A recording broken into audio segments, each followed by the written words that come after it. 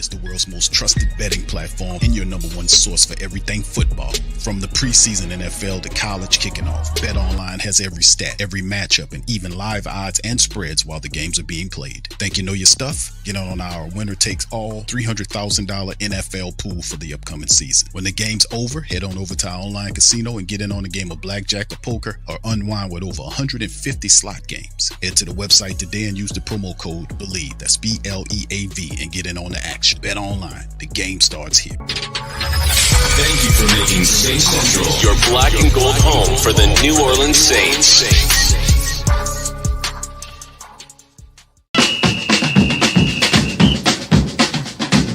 Who that say they gonna beat them Saints? Who that? Who that? Who that say they gonna beat them Saints? Who that? Who that? Who that say they gonna beat them Saints? Who that?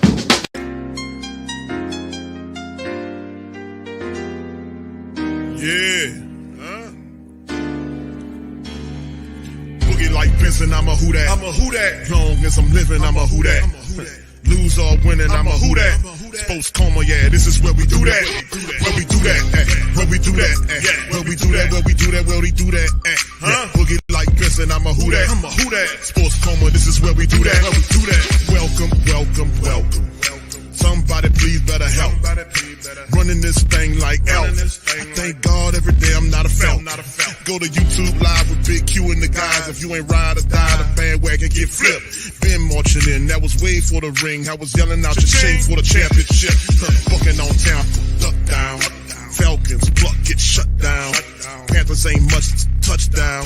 The vision really belong to us now. So much hate on the Saints, you could probably tell. Ever since Bounty Gate hit the NFL, when things seem fishy, then you probably smell the crooked referees on Roger Goodell. Yeah, like this, and I'm a who that. Every day I'm living, I'm a who that. Lose or winning, I'm a who that. It's the sports coma, this is where we do that. Where we do that, where we do that, where we do that, where we do that, where we do that. Boogie like this, and I'm a who that. It's the sports coma, this is where we do that. You're listening to the Sports Coma with Big Q and the guys on the PRO Media Network.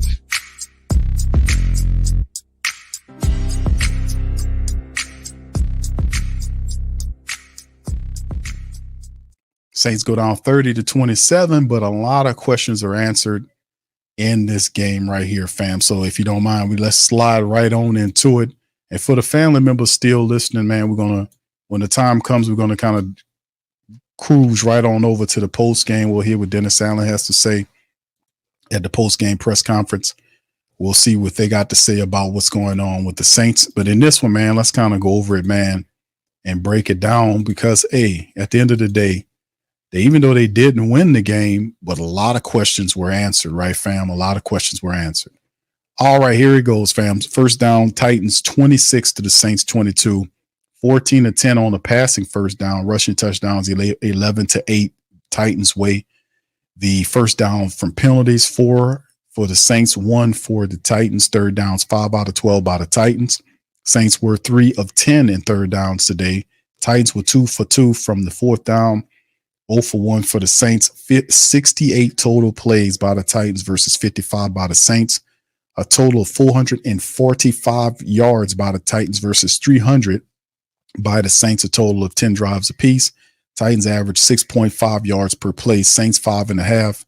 Total passing 274 versus 176 by the Saints. Averaging 9.4 yards per pass versus 5.7 by the Saints. You take a look at the rushing statistics. Saints ran 124 yards versus 171 by the Titans. Titans had 39 rushes for 4.4 yards per rush. Saints 24 rushes, averaged over 5 yards per rush, which is encouraging. Saints were in the red zone 4 times, were 3 of 4 in the red zone. The Titans were 2 of 4. You look at the penalties, 8 penalties for 67 yards for the Titans versus 6 for 42 by the Saints. 1 turnover, which was the fumble the Saints got, and the Saints just converted it into a field goal. They didn't score it into a touchdown. 35-51 was the time of possession by the Titans versus 24-01 by the Saints. So the Titans ate up a lot of the clock and just won the game by 3 points. All right, so we take a look at the individual statistics for everything. Spencer Rattler finished 7 of 13 for 105, 8.1 yards per throw. He had 1 touchdown and a spectacular rating of 106.2. He looked real comfortable in there and definitely outperformed Jake Haener. He outplayed him last week and this week as well. Haener was 8 of 17 for 87 yards, 5.1 yard per throw. He was sacked 1 time and he had a miserable rating of 62.6. Jacob Kabaudy had 12 carries for 59 yards, averaged almost 5 yards per run, 2 rushing touchdowns on the day. If there is a player of the game for the Saints, it would definitely be him. Jordan Mims, 5 carries for 33 yards. James Robinson had 3 for 14. All really good averages by our running back. Spencer Rattler scrambled twice for 13 yards and did a really good job there. Then you look at the wide receivers. A.T. Perry, 4 targets, 2 catches, 67 yards. Equimia St. Brown, 4 targets, 3 catches for 40 yards. Stanley Morgan Jr., 3 for 3, 34 yards. Bub Means, 2 for 3 in terms of his targets and receptions for 17 yards. Jordan Mims had 2 for 14 in the game. You look at the defense for the black and gold. Anthony Orji led the way, 9 tackles. Jojuwan Williams, the 6'3" cornerback that got burnt in the end zone, had 8 tackles. Jack Heflin, the big interior defensive tackle, had 6 tackles in the game and 1 sack. Kendall Vickers and Isaiah Foskey split a sack. Rico Payton had 1 as well on the DB blitz. So that's the 2 sacks there by the Saints. No picks, no interceptions there. James Robinson was the key returner for the Saints. 3 returns for 63 yards, averaged 21 yards per return. Jordan Mims had 1 for 23. Ugo Amadi had the punt game, 1 for 16. Blake Grupe was 2 for 2. The longest was a 54-yarder. Matt Hayballer was 2 for 97 yards, 48.5 yards, and put one of the 2 inside of the 20. Lou Hetley had 2 kicks for 90 yards for 45-yard average. Still, I really think we need to look at better punters. And we go to the Tennessee Titans side of things. Will Levis had 7 of 8 for 118. Mason Rudolph, 11 for 15 for 114. Malik Willis was 3 of 4 for 51 yards. He had 2 passing touchdowns. So how about Malik Willis? Even though Malik Willis wasn't throwing in as many passing yards, he still put up 2 passing touchdowns against the Saints defense with a 156.2 rating. We talked about Malik Willis. I don't think he's a good fit for the team, but you see what he can do. Jabari Small was their top guy, 10 carries for 64 yards, averaged 6.4 yards per carry for the Tennessee Titans. Bryce Oliver, 3 catches for 52 yards and 2 touchdowns for him. Helped the Tennessee Titans out, get the win. David Martin Robinson, 4 catches for 45 yards, and Kelvin Ridley had 2 catches for 39 yards as he's with the Titans now.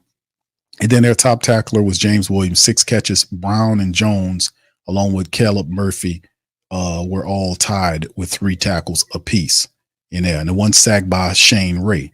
So it's one of them things, man, today where the Saints fought, but it wasn't so much totally about whether or not the Saints were going to be big time players and winning again. We would love to have seen them win the contest, but in the end of the day, what we were able to see pretty much was the fact that the Saints basically kind of put themselves in a position where they can look at which guys that they need to make a decision on who they need to keep. So it was pretty good, pretty popping today as well. And it is what it is.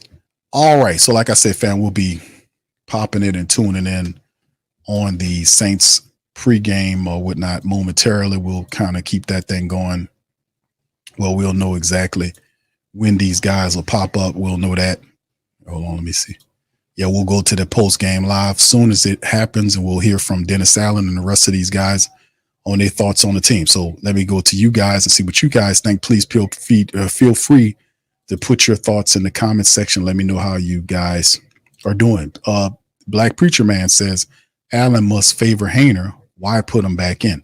That's what I was saying, and I was trying to caution you guys about understanding who Dennis Allen is. Y'all know better than I do about Dennis Allen, him being a guy that always seems to make curious decisions on who the quarterback is going or which player is going to do this or whatnot. Does he do that with Spencer Rattler? You keep cycling Haener in, trying to give Haener an opportunity to even up his statistics with Spencer Rattler is funny play. You started Spencer Rattler at the start of the game. Why you cycling them in and breaking up the motion of the rhythm that Rattler had? Had we left Rattler in there, perhaps the Saints would have been able to march and do something on the back end of that. But you put a guy that doesn't have any rhythm in there. Haener didn't have it today. He didn't have it today. He wasn't ready. He didn't have it today. That's quite obvious to me. You know what I'm saying? That's what it is. Thank you, Black Preacher Man. Love to you, man. All right. Shout out to all y'all. Appreciate y'all being in the stream, man, on this one, man. Listen, like I said, man, we still got a lot to learn from some of these players, man, and what some of the motions going to be. But like we're saying, it's between now and Tuesday, the Saints will figure out what the active 53-man roster is. I'm pretty sure when people start cutting down what they need to cut down, we'll see things change up a bit in the game. But yeah, it was a very interesting game. But in my opinion, based on what I've seen from Spencer Rattler, he should be the second string quarterback. Moving and putting Jake Haener back and forth in the game to me was very weird because I don't remember him ever doing that. I'm just going to be honest with you. Give the guy, like they said, we're going to give him a half and let him play. But the cycle him in and out the first half, I get it because you want to see what they do with that particular unit, and Rattler won that. He had more of a rhythm. He had more of a control of the offense, and Jake Haener was missing people. Jake Haener wasn't the guy today. He wasn't good at today. He was missing on throws that he's supposed to hit on. He was not accurate on the run. You know, but just trying to cycle him in and out, trying to give him opportunity. That's you know, ain't gonna work. All right, Brian says it's going to be a hard decision to cut somebody in the running back room. L-Dub says, Q, you were right about our running back room. We're like, yeah, I've been saying it, fam. I've been saying that about the running. I was telling people, y'all don't have nothing to worry about in the Saints running back room. I wouldn't be surprised if Saints go 4 running backs, 1 fullback. With Taysom being a fullback, the Saints could do it. You know, they could do it. All right. Andre says Carr will lose his job to Rattler. Defensive reserve guys, please get it together. Who that daddy says, what up, Q? I say Spencer is the number 1, 2. With you, based on what I've seen, bro, if it's all about evaluating what the man did since he's been in the off season, the training, the OTAs into the training camp into the preseason games, that's when you make a decision on who's further along than who. Jake Haener does good in practices, but Jake Haener in the end doesn't show up in the preseason games with the lights on. And Rattler has, despite the fact that Jake Haener's been in the game as an NFL quarterback a whole year more than Spencer Rattler is. But Spencer still looked more comfortable. He had more command of the offense, and he should be the backup behind Derek Carr. He should be, but like I'm going to warn you, I'm going to tell you guys this right now, that Dennis Allen and Mickey Loomis has done a pattern. They have a pattern. Let me just say it like that. They have a pattern of behavior where they always try to protect Derek Carr. Did you get that? They have a pattern of behavior that hasn't gone away about protecting Derek Carr. So, if that's a thing, does that affect who the backup quarterback will be? You hear what I said now? That hadn't gone away. They got a habit of protecting Derek Carr. They don't criticize him. They try to do everything to keep pressure off of him. And they have a habit of doing that. Hasn't gone away. So does that affect the decision of who the second string quarterback gonna be? It shouldn't. But we talking about Dennis Allen, and he don't think like most competent, successful people, coaches do. You got a weird way of thinking that I can't predict at times. So it's ridiculous. All right. Yeah, he should be the guy, but we'll see what the call is, you know. All right. Big ups to you guys, man. Appreciate you. Says M. Dot says out of spite, DA may still pick Haener just because he knows what the family want to see. We'll see, fam. We'll see. Like I said, I've been warning y'all about it since Dennis Allen's been here. He always does some moves that don't make any sense. All right, we're about to get ready to get the the post game on right now. We'll hear from Dennis Allen fam. We'll see what they got going on here. So we'll plug you guys in. Y'all just stay where y'all is. All right. And we'll see what the call is. All right. So anyway, hey, 504 Coach says Hainer, not a NFL QB, too small, weak arm, no athleticism, not going to fly in today's NFL. T-Rob, what's up, bro? Says we did good, but the second and third string defense definitely needs some work. And here's Dennis Allen fam, who won in the chat. There were things I thought, in particular offensively, that I thought we did well. I thought we ran the ball well. Our red zone efficiency was really good when we were down there in the red area. We were able to score touchdowns. We were better on third down, and yet I still think we need to be better than we were in the game. Defensively, I don't think we were very good. We had one takeaway in the game, which was a positive. And I thought we were better in the run game in the first half. And then in the second half, I don't think we did a very good job of stopping the run. So we kind of, switched positions a little bit, and that we didn't do a very good job defending the passing game, and weren't able to get much of a rush in the first half. And then in the second half, I thought, we did a little bit better job of, getting a little bit of rush and defending in the passing game, but didn't do a good enough job in the run game. So, but look, I think we had, I think it was a good, training camp. I think we got a lot accomplished. And I think we've got some tough decisions to make over the next 48 hours or whatever the case may be. And so, we'll be kind of turning our attention to doing that.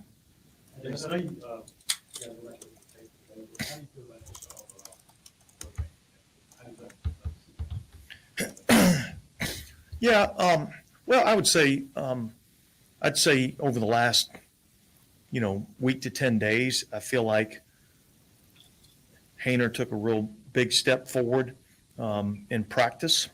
I don't think we saw as much of that in the game. Now, what are the reasons why, whether it be routes or protections or misreads or whatever the case may be, I think we go back and we look at the tape and evaluate where that was.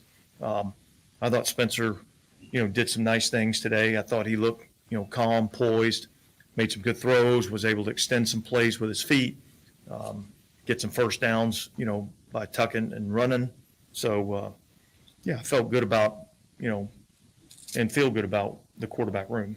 Dennis, can you explain the plan for quarterback rotation today and kind of why Jake got those last two drives? Well, look, the plan going in was Jake in the first quarter, Spencer in the second quarter, and really trying to twofold, get them with, the second kind of offensive line group, where they're kind of playing with the same people and playing against a higher level of competition, on the other side to try to, kind of make this thing a little bit more of a fair evaluation. The second half was designed to be Jake in the third quarter, Spencer in the fourth quarter. And then when you started to look at the play count, I think Spencer was at 27, 28 plays or something like that. And Jake was, 15 to 18 plays, something. So I kind of wanted to even up the play count a little bit. Yeah, regardless of who ends up being the backup, like if you wanted to, is there a way to get all three of them snaps so both Jake and Spencer keep developing during the season? I know sometimes it's like the second guy gets all the look and then the third guy kind of waits. Like, is there? Well, yeah, look, I mean, that'll be something that we'll have to navigate if that's the case. But yeah, I think to your point, being able to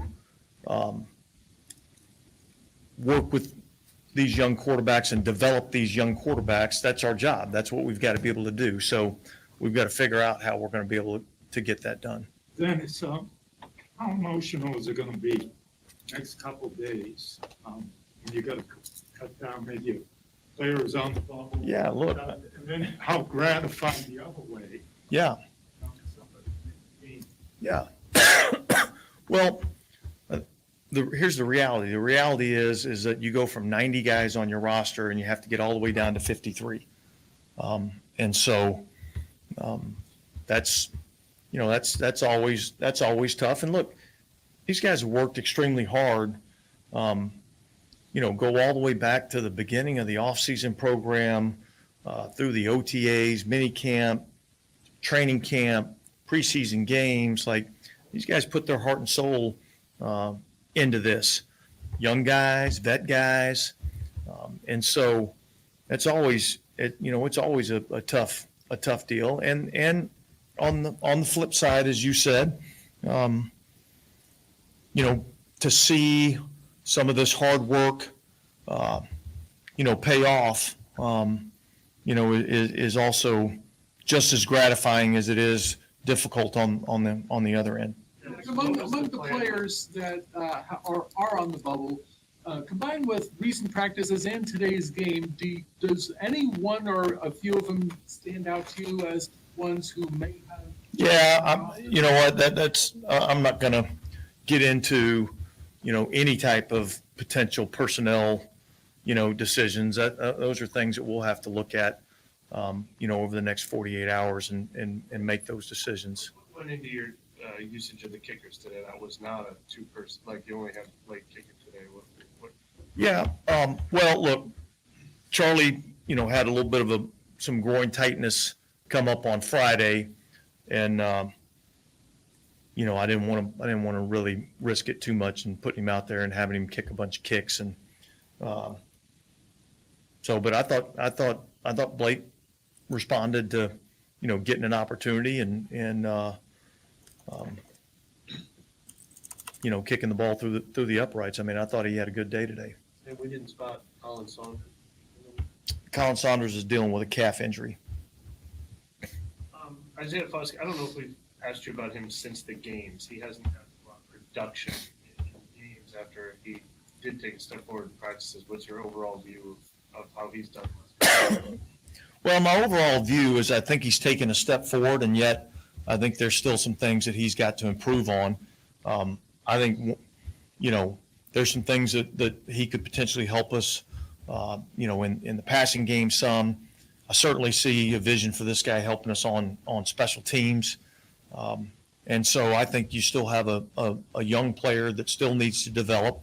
But I think he's taken a step forward from where he was, at this point last year.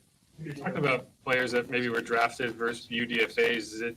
Is it possible to separate that in terms of, the investment versus? Well, look, I think this. I think you come into it probably with a little bit of a leg up, being that you were, a draft choice. But at the end of the day, we've got to evaluate what we see, and you have to be able to go out there and earn it, and so I guess probably if there was, using a baseball analogy, I'd say probably the tie goes to the runner. So if you spent assets to go and draft a player, and there hasn't been anything that's really created a separation, then you probably get a little bit of the benefit, as being a draft choice. But really the reality is we've seen a lot of practices, seen a lot of game action, and we're going to base our evaluation based on that. And then you got to look at the film, but you like what you saw at Trevor Penning? Yeah, look, it's hard for me to comment too much. I do think there was a few plays in there that I thought was an improvement, and so without looking at it, that the offensive line, defensive line, those are tougher evaluations just coming right off the field. But I thought overall, I know this. I know that I thought he played better in last week's game. I thought he improved this week in practice, and I saw some good things tonight too. So, I think there's some improvement being made. And you talked about the way that you guys did. Like, do you think that added to it at all? Say that again. The way you guys challenged him, that had any impact on maybe that improvement? Probably a better question for him. You know what I mean? All I can tell you is that I felt like played better in the game. I thought he had a good week of practice, and I thought he did some good things tonight. What's making the Coos near Score. That's what was going through my mind. You know, I mean, really, it was no blindside blocks, block above the waist, you know, all of those things. And I mean, you can't let an offensive lineman get you out of bounds, right? You know, that's a play that very rarely shows up in our game. But when you really think about it, like that's why we work that situation, because, you know, the coverage unit is generally offensive linemen. Sometimes you might have a D lineman, tight ends. Those are the type of players. And so there's more skill players, you know, on the return team at that time. And it's a space game, you know, and that's not the game that those guys are used to playing in. But I thought their guy, you know, did a nice job of, you know, making the play and getting enough of him to get him out of bounds. You actually ran about 150 yards on that play. It was a lot. It was a lot. I think 150 is probably an underestimate of what he ran. I was looking at the next gen stats. Did it say 150? 153, something like that. But It was a lot. Ran almost the same amount. Yeah. He needed just a little bit more juice at the end to get that block. I think it was a tight end that got him. At least he was listed as a tight end as the international player from the Netherlands. Yeah. But how much weight does a play like that get when you're making evaluations on the Well, look, I mean, you're not going to look at that play and that play alone and say, okay, you know, we're going to base all of our decision based on that play alone. And yet, you know, that's part of however many plays we've seen. That's just part of the evaluation. Look, I think the positive thing about that is there was a lot of smart football that took place, you know, on that play. And there was a competitive nature of, you know, the guys that were on that unit and trying to score. So I think certainly was an exciting play, that's for sure. Coach, you had 2 touchdowns called back by offensive holding penalties. As a head coach, how frustrating is that for you? I think that's pretty obvious, right? I mean, you know, you have 2 touchdowns and now you don't have 2 touchdowns. So yeah, that's frustrating. That's part of why we play, you know, preseason games.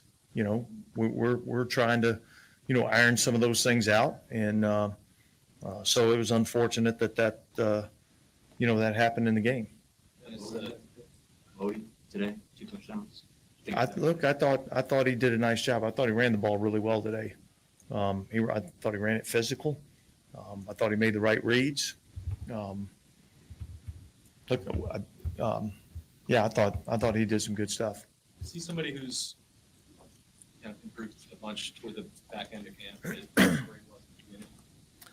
Yeah, I think so. I mean, I think he's run the ball, you know, pretty tough the last, you know, call it week of training camp, and ran it hard in the game and was effective in the game. And so, yeah, I think he's done some good things.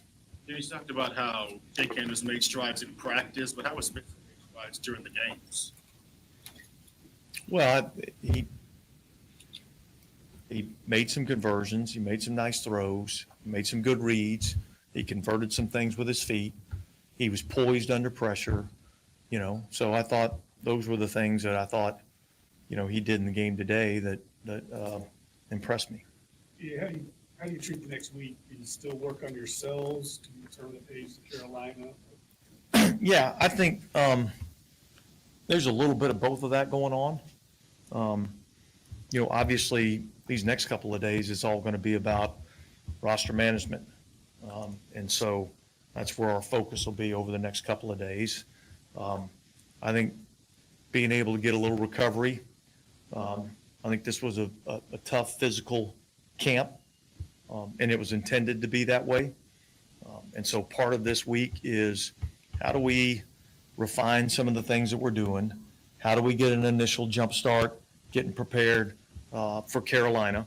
And how do we get these guys back and ready physically, for the opening game? Was using Valley Wonga today. Is that just a fact of him not playing in that San Francisco game? You just kind of wanted to get more reps in him, or is he somebody who would have played? He would have played. He would have played. With Clint on the sideline versus up in the booth, how ultimately does that decision get made? Is it on him? Is it conversations? Well, ultimately, that'll be my decision. But yes, there'll be some conversations that'll be had. What did I like? What did I not like? What did he like? What did he not like? What's best for our players? Like, there's a lot of things that are going to go into that decision. And so, we'll communicate, on that over the next week or so, and figure out what we're going to do for the opening game. And we might go one way in the opening game, and somewhere down the line we might decide we need to do something different. That's just whatever we decide to do for week one is just kind of a starting point. All right, thanks, guys. She might call me Santa friend, but I'm the cleanup man. He'll sweep your girlfriend off her feet. The reason I know so much about him is because he moved up an old girl of mine. Swept her right off her feet and into the jag. Shuttle back in and out, and then how do you feel like you handled that kind of not normal? Yeah, no doubt. I mean, just trying to keep your rhythm throughout the game, going quarter by quarter. I felt like as a group we did really good on, I think we scored on every drive, a couple touchdowns and some, field goals. So as a group, we converted on third down much better and finished in the red zone and had more explosive plays, ran the ball well, threw the ball down the field. And, thought it was a good, efficient game. Can you kind of walk us through that touchdown to St. Brown? Was that the zone they were in? Yeah, they zoned it out. The ball wasn't supposed to go there, but he made it. He ran a great route. I trusted him, put it where I needed to, and he made a heck of a play. So, that's how, we're taught, play the play, but when you got to go above X's and O's, you got to, improvise sometimes. Spencer, you think you did enough to be the number 2 guy here? I just put my best foot forward, wanted to come out here and play well, play clean, protect the ball, and lead our team to scores. I'm controlling what I can. That's not up to me to decide, but, just putting my best foot forward. How do you think you've grown through the preseason games and this training camp? Yeah, I think tremendously. I mean, obviously still a rookie, still learning. Definitely want a few plays back from today, just on a couple underthrown balls, but I feel like I've taken steps where I need to, and obviously not anywhere near where I want to be. So continuing to strive for perfection every day. Oh, he's just, he's our biggest fan out there, which is why I love him. Great dude. He was in my ear all game, telling me what he saw, what type of situations we're in. So to have a guy like that in the room, is great. So he's awesome. How much different is it coming off the bench as opposed to starting?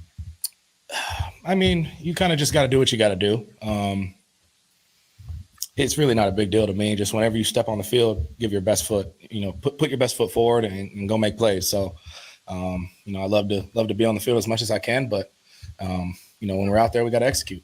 Have you figured anything out about how to stay sharp or ready, or, I'm assuming the preparation's a little bit different given that, if you're going in at a different time. Yeah. I mean, just, keeping your legs warm and then just having somebody to throw with on the sideline. That's what I've done since youth football. My dad's always like, you need to throw on the sideline, So if you see me do that, just know I'm getting loose.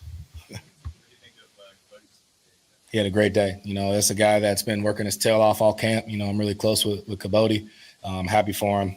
Happy he got 2 touchdowns today. He ran the ball really well, protected well and was running through some people. So I'm happy for him. Any difference for you having played down on the sideline versus up in the booth? I liked him on the sideline. I thought he called a great game. I thought he did a great job. Cabote say know that having an effective run game obviously helps the passing, but just for you in your position, how does that help you mentality-wise when you have this run game that's kind of good up? Yeah, I mean, if you look at it on first and second down, if we could be in second and manageable, third and short from those runs, I mean, it's a lot easier to convert on third down. I feel like we didn't have too many third and longs today. And if we did, I feel like we converted, at a pretty high rate. But when we're in those third and manageables, because we're running the ball so well, that opens up quick game, play actions, boots. I mean, QB runs, all that stuff. So if we can run the ball, that makes it a lot easier to get first downs. Where are you at in the office right now? How comfortable do you feel with the playbook? I'm sure you've been doing that all the time. Yeah, very, very comfortable, out there. Thought our operation was really clean. Up front, the guys did a great job today. In the O-line, running backs, receivers made plays. Everybody did well as a group today. Our operation was great. Our execution was great, and our communication was elite, I thought. I would never say I'm not confident. I'm always confident, but again, I'm going to sit in my role, do what I need to do, and keep learning and getting better. Have you thought at all about how you're going to kind of attack the season and try to develop it and all that stuff? Yeah, just develop as much as I can, learn from the guys in the room. Obviously, it starts with Derek. He's our guy, great player. So staying in his ear, working with him and Jake and our coaches and just continuing to improve every day and get closer and closer with the team. Just something that's like hard for, I mean, not everybody who comes from college or they're starting college is starting NFL. So like get to, adjust your mindset, I guess, and you're kind of going into this. No, I mean, I think this is a awesome situation to be behind somebody like Derek. I mean, he's a great guy. Again, a great vet who's proven in this league. I was in a situation similar at Oklahoma when Jalen Hurts was the starter. So very comfortable learning as much as I can and trying to help get guys better.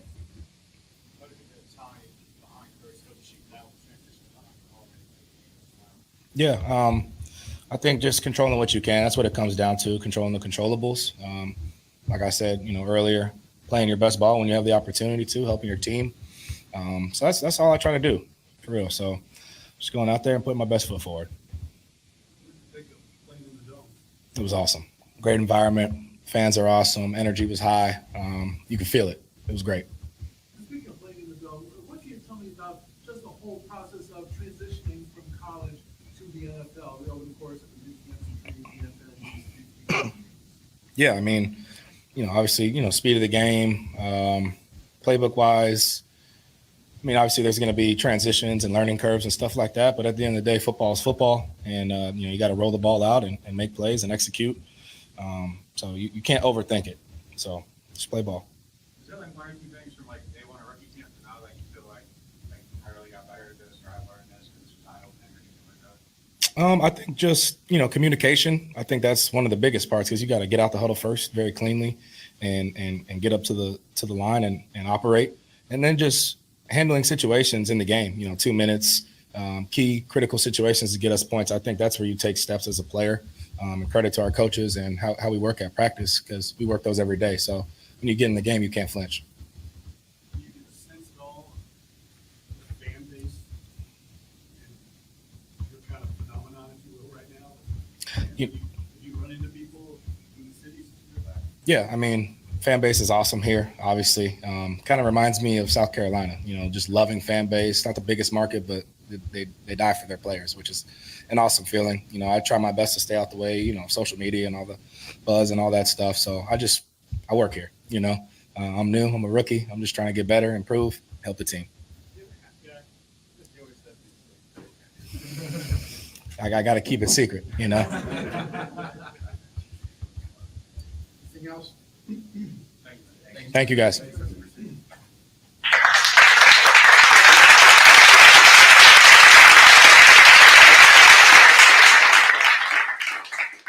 All right, shout out to the mighty Who Dat Nation, man.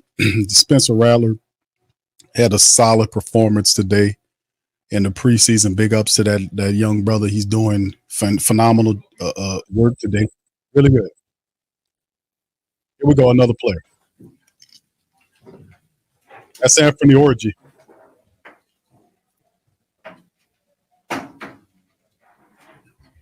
Avery, how you feel just now that training camp preseason is over? What do you feel like what do you feel like you've kind of shown? What do you feel like you've kind of developed?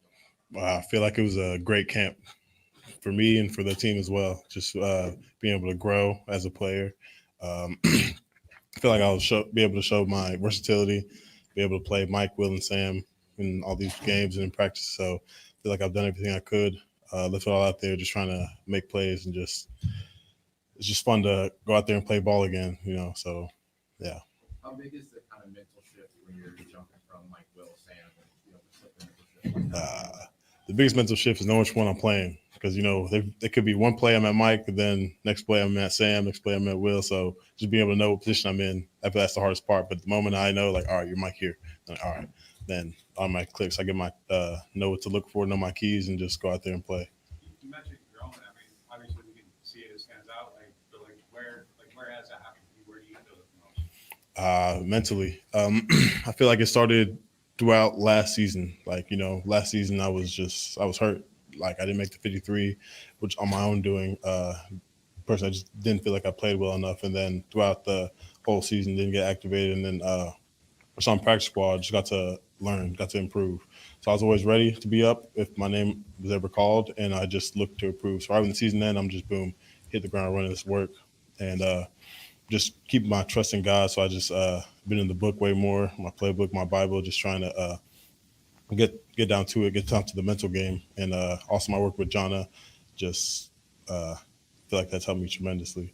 Did not making the 53 kind of change things, like your approach? Like, was there just kind of like a catalyst for more? Like, was that kind of like a turning point for you?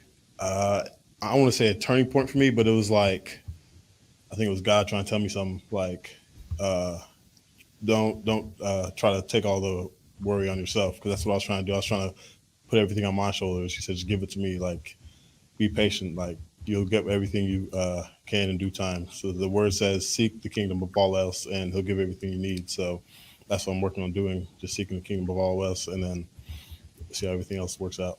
How do you handle, obviously, kind of said right there, how do you handle the next few days? Do you feel like you've done enough to make the roster? Yeah, I can't go back in time and change anything I've done. I feel like I've had a good camp. I feel like I've done everything I needed to do. So just prayer. That's what I'm going to do. Just pray, get up to God, and hope for the best. What do you think the next couple of days will be like? I feel like it's just, you have the mindset that you're up, like, you know what I'm saying? So you just be ready as a football player for any opportunity. So I feel like you got to be positive in this time as a football player in this league. So you just got to be positive, and for guys who have faith, trust in God, because I feel like God has done amazing things in everyone's life. So just put your trust in him, and then I feel like everything will work out. Being able to play all three spots kind of helps you overall kind of have more of like a global view of the defense and everything. I feel like it's helped me learn the defense like way more. I feel like I know the defense way better than last year. Like just playing like Will, I know what's going on this side of the field, and then Sam, I know exactly what's going on that side of the field, and Mike, I'm more attuned with the fronts and then coverages and all that. So just being able to play all three has really made me a smarter football player and better football player. Just like being in tune with the front coverage, like how does that help you in that spot?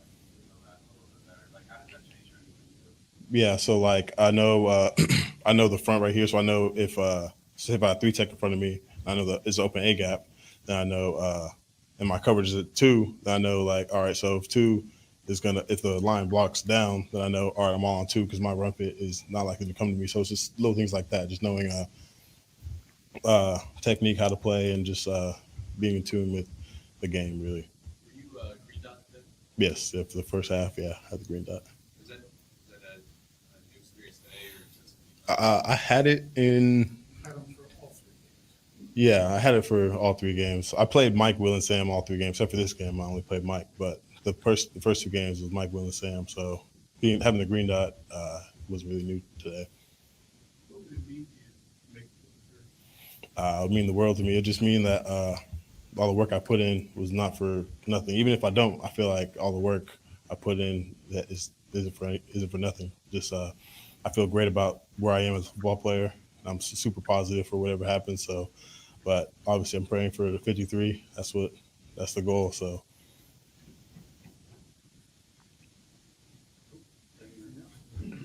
Thank you.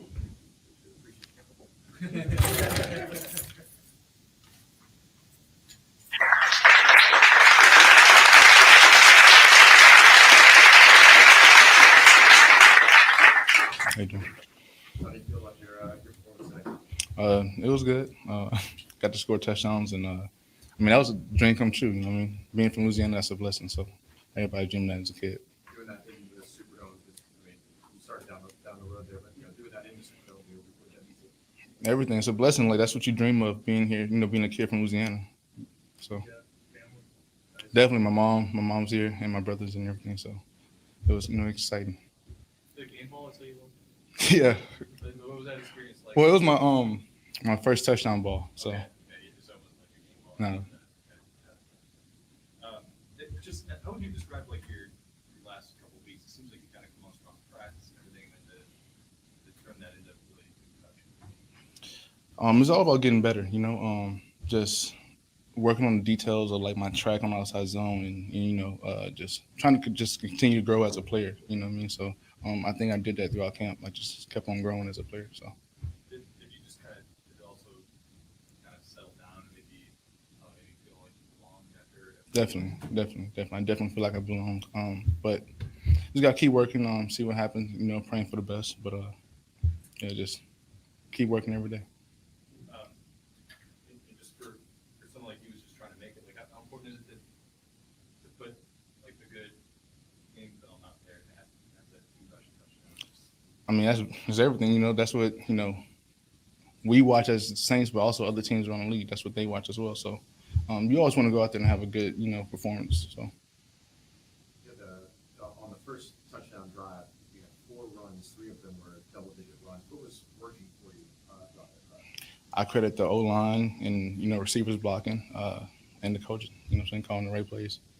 Have you gotten much time with Kyle Riggle? Man, speaking of Kyle, we were just talking about it. So actually, we both were like late additions to the Shrine Bowl, and our lockers were right next to each other. And then we came here and like, bro, what? It was crazy. But that's my guy. He did a great job today. Opening up holes and everything. So it's my guy. What did you think of Spencer today?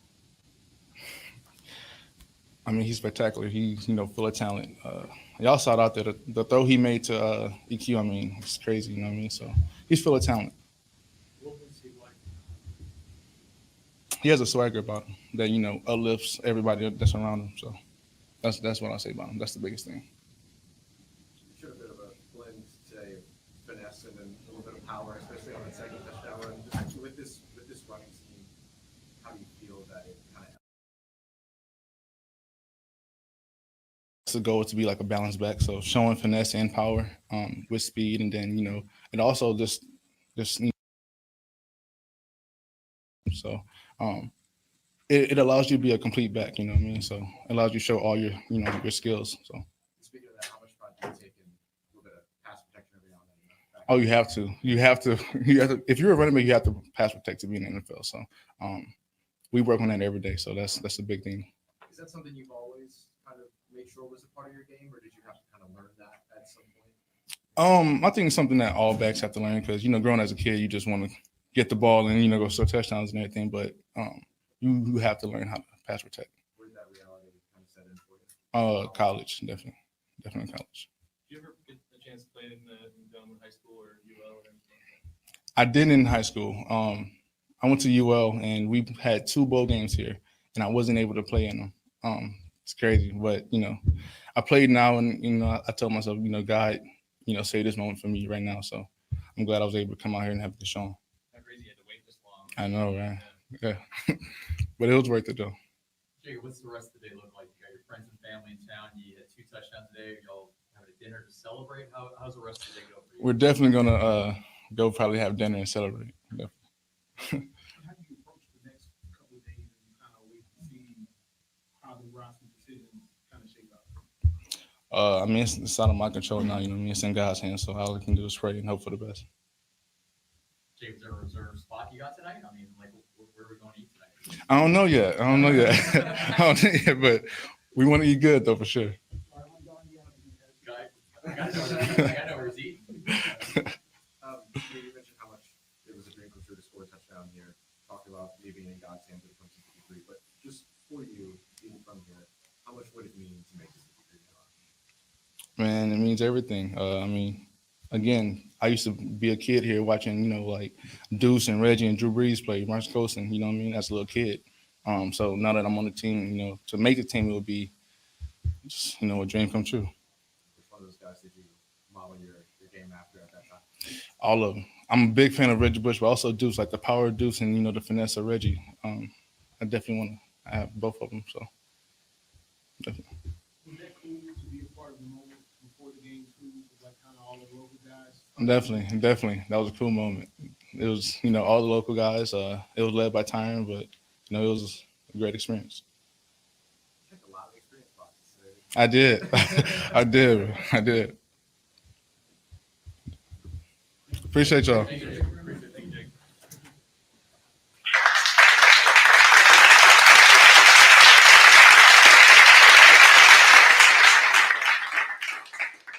Very good, man.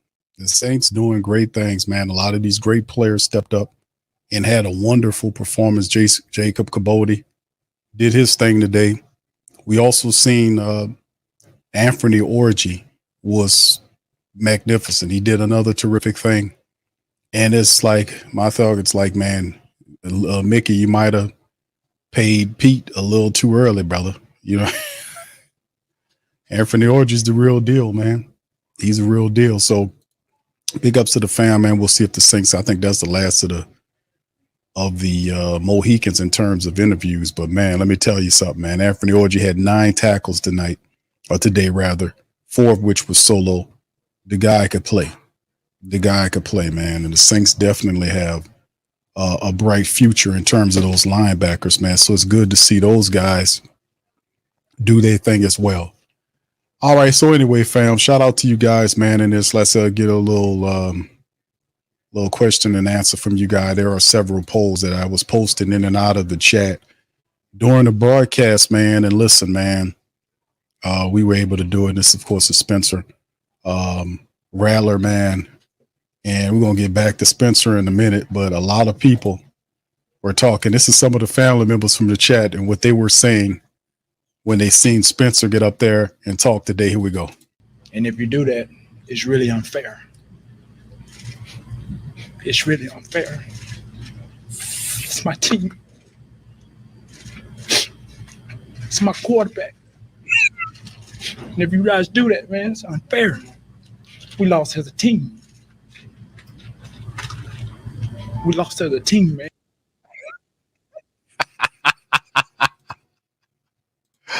That's my quarterback. All right. Shout out to y'all, man. Appreciate y'all being here. Much love to the fam, man. Yes, man. A really good, solid performance today by our Saints team, but in a loss. But like I said, man, it's all about what we need to see. The questions abound is what happens in terms of the backup quarterback position. What happens with Dennis Allen there? Does he make the call?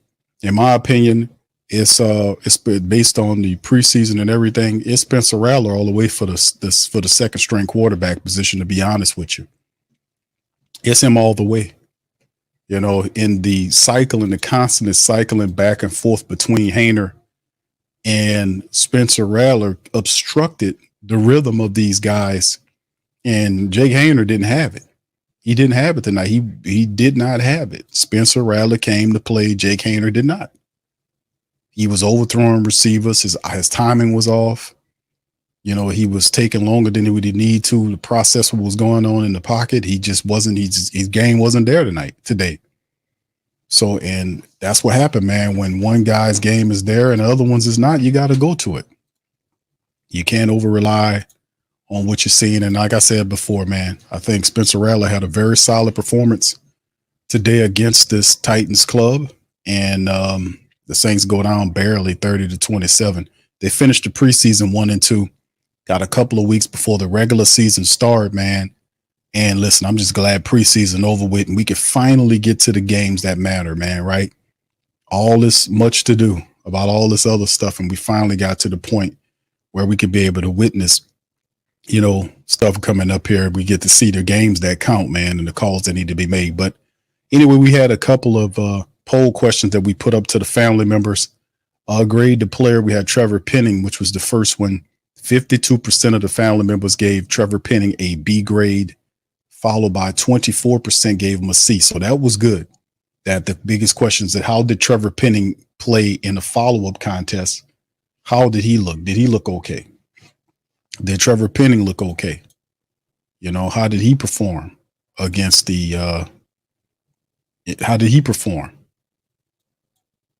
You know, so like I said, man, it's one of those things that you watch out for, and you just got to be on guard for, man, to see how things kind of get together there.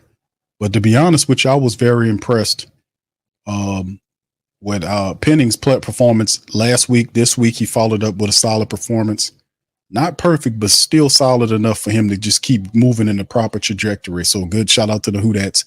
Gave him a B grade, pretty much a B grade. And of course, the other grade, the player poll was A.T. Perry. How did A.T. Perry do in your eyes? And 50% of the family members who were polled said that he was a B. He did today. He was a B grade. They gave A.T. Perry a B grade. C of 30% of the family members gave him a C. You know, so that was another one. So A.T. Perry there, and then Spencer Rattler, the grade to player poll question for Spencer Rattler. 88% of the people polled gave him an A. 11% gave him a B. So very high marks for him. And then the current poll has grade to player Jake Hayner, and 48% gave Jake Hayner a C grade today. So, Spencer Mania has gripped the Whodat Nation in many parts, man, and he's definitely pulled and separated himself from Jake Hayner. You can't basically say, you cannot say logically that Jake Hayner retains a lead in terms of him being a backup quarterback. The only question that I have is, the only question that I give the Whodat Nation is, what will be the this is the question I have for the Whodat Nation, is with how we know Dennis Allen and likes to protect Derek Carr from stuff. What will the call be in that regard? Because to put Spencer Rattler as the guy, the second string quarterback, which he should be, which does to a degree put pressure on Derek Carr to perform, because much of the Whodat Nation is behind Spencer Rattler. Much of the Whodat Nation is firmly behind Spencer Rattlers and wants him to be the future option. If Carr struggles, this could be problematic, because you'll start hearing it from the family members to move him in there. So pressure is good, man. Saints try to do all they could to keep the pressure off him by having two young quarterbacks, and one quarterback excels and still put pressure on them. See, and they think they controlling something. They think they controlling something. All right, so and of course, man, listen, it was a fantastic performance in terms of some of our young people, and really, whether we lose the game, win the game, that's a sidebar of watching the talent that we have, and those are the questions that we're asking about the team going forward. Like, who's the next guy up? Who's this guy? Who's going to be the punter? Who's the return man? We've seen Jordan Mims do a lot of returning. Well, and that is an indication that Jordan Mims will make the team. I think Jordan Mims makes the team. The wide receiver question, the number 3 wide receiver question, who did enough to be that guy? Did A.T. Perry do enough tonight to make him the third wide receiver, or Cedric Wilson Jr. is the guy? So there's a lot of questions that were asked that ultimately being answered today. So anyway, let's get questions and comments from the family members before we get ready to end the stream. Y'all, please feel free to throw whatever questions and comments that you have in the chat, and I'll do my best to answer them. All right, big ups to the fam. Appreciate y'all for being in the stream. All right, let me see if I can see, because I know. Yeah, let's see. A lot of people say, I see you. I see you, fam. All right, what's up, Byron? How you doing, sir? Tigerfish says James Robinson would have had a TD, but the holding call brought his touchdown back. That's true.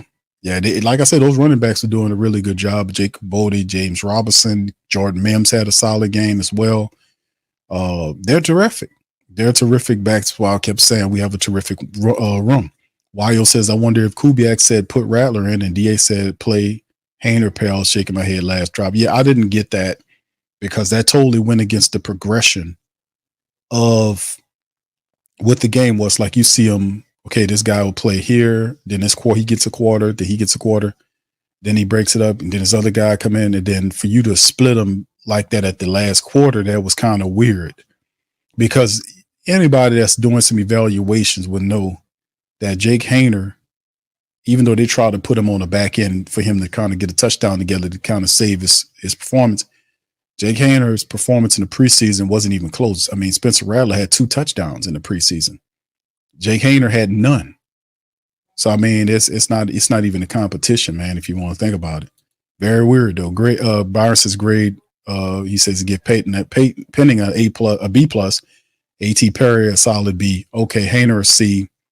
Cabody A plus. All right, thank you, brother. A Camp, what's up? A Camp says I really hope DA ain't micromanaging the offense. He needs to stick to defense and let Kubiak do his damn job.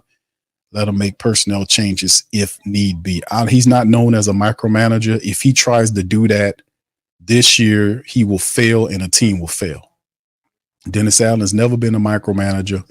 He better not try to overstep his bounds and try to do that, or he would destroy the team. He's not a micromanager. He better not try to do that this year. He'll doom himself. Big Sean says, Q, they'll make Haener number 2 because Rattler's a legitimate threat to Carr, and you know they aim to please Carr. Oh, yeah, this is a behavior pattern that has not changed. They are Carr protectors. They do everything they can to protect Carr. And that will be the call. It'll be a very weird call if that's the case. But if it's about football and they draw out the politics, you got to put Rattler there. You got to put Rattler there because Rattler earned that, man. He earned the right to be the second string quarterback. He went through your goddamn competition. He won the second job. All that means is Carr has to step his game up. That's what it comes down to, right? All right. Adrian Barnes says that luxury and Justin Simmons, I think we should have signed him. I guess Atlanta saw the benefit better than the Saints. No, Atlanta needed a safety because Helms got hurt. Atlanta wouldn't have signed Justin Simmons. They wouldn't have gave him $8 million, 7.5 of it guaranteed. They wouldn't have paid him if it wasn't for Helms getting hurt. They needed a safety. That's why they went to Justin Simmons. And you can't afford Justin Simmons. You can't. If you look at what the Saints are going to be facing, $80+ million in the red starting next season. Now they counting on the cap to go up again. But the Saints, and that's why Mickey Loomis was taking these conservative approaches because he knew this year and next year the team needed to be smarter in its signing, even though Mickey be doing some dumb shit with this money, man. He really is irresponsibly with the money. But Justin Simmons shouldn't have been brought down here, man.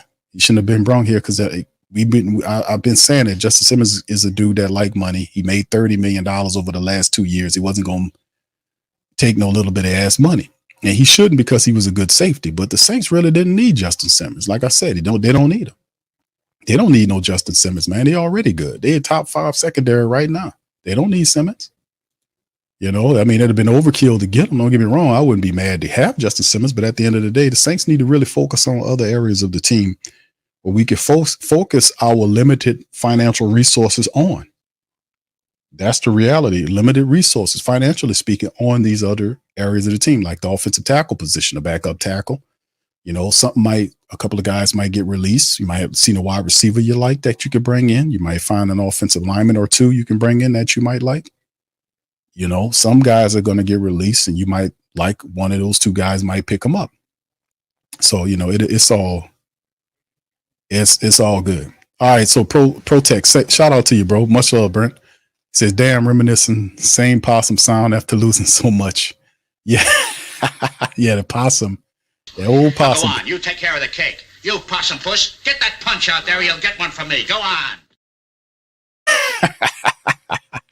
Come on, man. Now, dog. Come on, man. All right, Brett says if it in a regular season winning equals momentum into the playoffs, then does end of the preseason momentum into the regular season. Thank you, Brent. Appreciate you. On the thank you. Fuck too kind. Yeah, bro. We would only hope that would be the case, man. Appreciate the super chats, my friend. Thank you, sir. Yeah, this will be interesting to see how it all plays because it is the momentum game, isn't it? Even though the Saints have a space in between this week going into next week, where the Saints will have to get ready for that potential matchup against, the Carolina Panthers. So there's a space in between where we have to make roster decisions and find out what the 53-man roster, if we're claiming or picking up wave players or whatever the case may be, we have to look out for that as well. So we'll see how it all ends, man, at the end of the day. Still very interesting, isn't it, fam? Very interesting. All right, Greg says, Q, Carr experiment was only meant to be a short-term relationship only. So regardless of how DA feels, this is Derek Carr's last contract with the Saints. Indeed, but it's still Dennis Allen's team. And Dennis Allen has a personal relationship to Derek Carr because he drafted Derek Carr, brought him into the NFL. He then brings him over. He makes him extremely rich, brings him over here, pays him $150 million, and then protects him because his little red wagon is attached to Derek Carr. Derek Carr fails, Dennis Allen fails. It's a black eye to the Saints organization if they spend $150 million on a quarterback that don't take them nowhere. That's a punch in the eye of Mickey Loomis as well. It's a black eye for the Saints organization to be that radically, a bad or just a error-prone situation. How could you have guessed so poorly? How could your decision making be so bad? See, that's what happens, and that's a black eye. So of course they're going to do everything they can to protect Derek Carr. They feel like they want him to take him to the next level. They feel like he's the guy to do that, and that's why they invested so much money into him. So we'll just see how it all goes, bro. CB says, Big Q, what would be your record prediction for this season? I've said before, 10-11 wins. If the Saints run the ball and do what they're supposed to do, and just run the ball, and Dennis Allen stays out of the way, he doesn't get too clever and tries to overdo it, because he the type of personality that either do little or do too much. You see what I'm saying? He don't have a balanced personality where he can stay right in the middle there. He gonna either do too little or too much, and it's going to end up messing something up. So he has to stay out of the way and let this man figure out what he needs to do to get the offense together. If he wants to sit up in the booth or be on the ground while he's calling plays, let him do that. Let him decide on that. So we'll see. So yeah, that's my call on it, brother. I don't expect the Saints to win 14 games, all this kind of stuff. I think 11 games is good enough for the team. We don't operate in the NFC South, which is not a juggernaut. We have a few teams that we have to compete with, but if we stay on code, we keep them turnovers down, we run the ball and do what we're supposed to do, we should beat a lot of these teams, man. And with all the talent the Saints have in that offense, like I said, we still haven't seen the true offense that the Saints are running with. This is just stuff that we're seeing is vanilla stuff. Some of these plays are not even the majority of these plays that we watch in the preseason is not the plays that they're going to be focused on running a lot in the preseason. So a lot of the true offense you ain't even seeing it. So let me just throw that at y'all and to remind the family members of that. You're not seeing the true offense in preseason. So you'll see motion, double motion, all that stuff happening when the regular season starts. Then we'll see what we're working with. But this offense is set up for all the skill set guys that we have to have big success. We can operate that offense. We really could. So, that's my take on it, brother. Thank you. All right. Sean says exactly why I keep saying they bet not cut Rattler, because they ain't gonna cut him. I wouldn't put it past them types. I get what you're saying. You don't trust them. I get you on that. I understand perfectly. Brother Gerard says Traquan better than some of these wide receivers we got. All right, New Orleans says Israel was solid. Trevor Penning better watch out. Yeah, well, I mean, he was very raw. He has some potential. He's a little stiff. You see what I'm saying? He's a big guy. He's a little stiff, but yeah, you definitely need to develop him a little more. You know what I'm saying? All right. Adrian Abon says Rattler is clear the number 2 QB. I agree with that. Christopher, I agree with that too. My dog Trash says A.T. Perry, I think, will be a mismatch for most nickel cornerbacks. He's going to thrive in the role like Jennings did for the 49ers, indeed. But did he do enough to win the third job tonight? Now, he did all right. But did overall through the preseason, did A.T. Perry do better than what's the guy name? Wilson? Did he do better than Cedric Wilson Jr.? Did he do better than him for the Saints to make the call, or will they just go with the veteran? Then A.T. Perry, because A.T. Perry was up and down. He was dropping some passes, doing this, all that kind of stuff. So do the Saints stick with the veteran? Or do they just, you see what I'm saying? Did he do enough? All right, thank you, Tragic. All right, so big ups to you guys. Brian says the receivers was dropping easy passes from Rattler. He still had a better QB rating than Jake Hanner. They were dropping them. That's true. Corey, what's up, bro? Says Q, do you see Saints picking up I do see that, bro. I've been saying that on the last several shows. I definitely see that. I see that once people start waiving other players and stuff like that, I can see the Saints definitely seeing if there's somebody out there that falls to them, they pick them up. I definitely see that, bro. Because they still need a backup tackle. I'm not.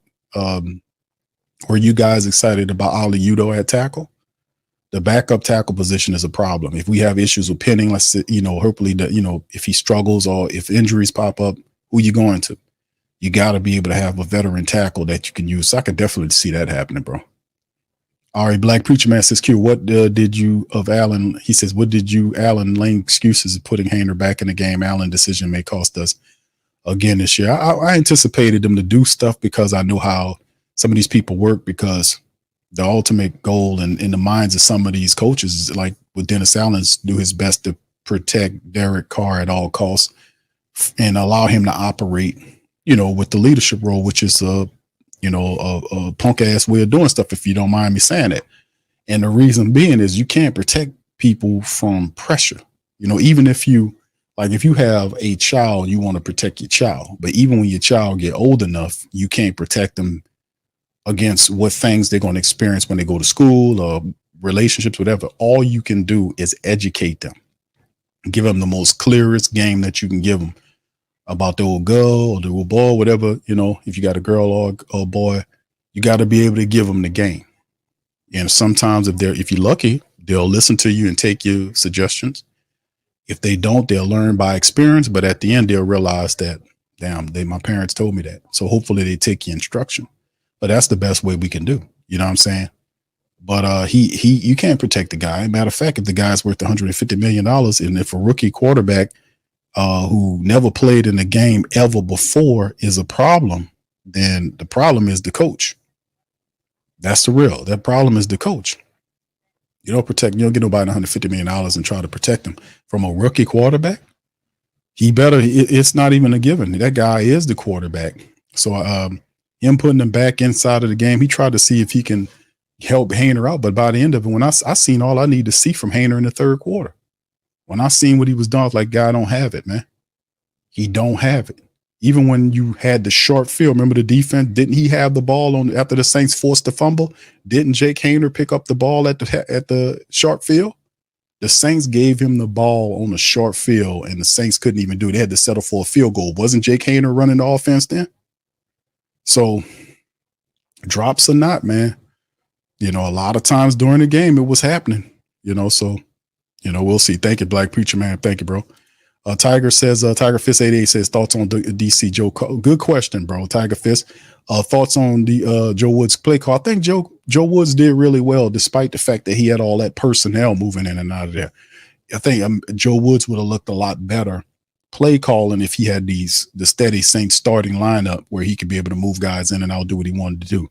But I think Joe Woods did a really good job, despite all of the moving parts of the some of the first and second and then third string guys moving in there, and he had to coach these guys, tell them what to do. He had all these moving parts. I thought Joe Woods did a really good job, man. I think he did. I think Joe did a solid job. Just to be honest with you, keep it all the way funky, which I think he did a really good job.